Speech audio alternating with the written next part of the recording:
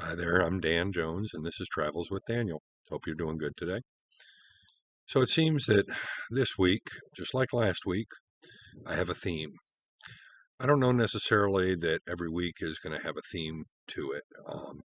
It's just that the preceding articles, the ones that start on Monday, the ones that look back on what I had originally written when I started pulling my life apart, seem to have borne or required follow up. And so I do. So, this week the theme seems to be suicidal ideation, how it affected me, why I didn't commit suicide, how suicidal ideation still rears its head for me, but I don't turn into it. I am able to walk away from it. And I discussed, that occasionally at the very beginning I'd thought of, just for a brief second killing myself, and I saw the things that I still had, my children, my employees, my siblings and their kids, things that, I didn't want to leave behind. But there's another aspect too. And of course, this is Thursday, so we're going to talk about faith. And it was my faith in Christ and my faith in the promise.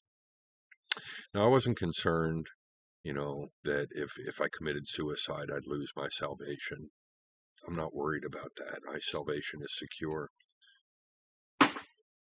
But the other aspect of salvation, what comes from salvation, is the hope and the promise from God that He will work in our lives, that He will improve things, that things will get better, and that eventually we will be whole.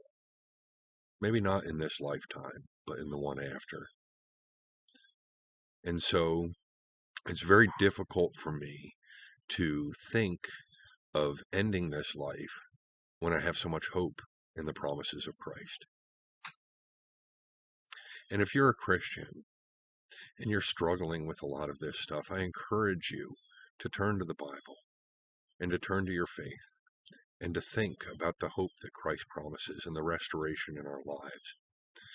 I was not always, I've said, uh, I have not hewn close to my faith over the years, and that's very true. I've been very resistant to turning things over to God. I would give Him one thing, I would say, I'm going to hold the rest of this back. I'm going to work on this. It was only after I finally just one day, I can't do this anymore. I just can't. I can't fix it. And I turned it all over to God, that things started to get better for me. Now, a non-believer is going to listen to me and think that this is all hocus pocus and phooey. But that's okay. In 1 Corinthians, Paul talks very clearly about how the wisdom of God is foolishness to those who don't believe. But if you're a believer like me, you understand what I'm saying. Or at least you know what I am saying, and you hope that what I'm saying is true. Well, I'm here to tell you that it is. Once I started releasing things to God and saying, please, Lord, help me. And I've said before, help, short of prayer, sometimes best answers. Lord, help. Once you turn it over to Him, He starts to improve it. And so one of the reasons that I couldn't contemplate more than just a fleeting thought of killing myself was the hope. And that hope extended into the thoughts of my children and my employees and my siblings and their kids, because it permeates my life. It always has. Even when I wasn't turning things over to God, I still had that hope and faith in what God was promising me.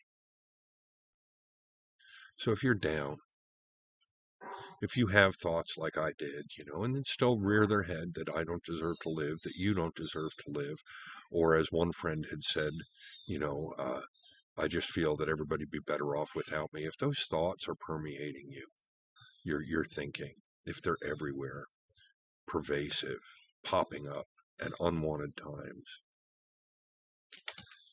then I would suggest, as it says in Hebrews 12:2, let us fix our eyes on Jesus, the author and perfecter of our faith, who for the joy set before Him endured the cross, scorning its shame, and is seated at the right hand of God the Father.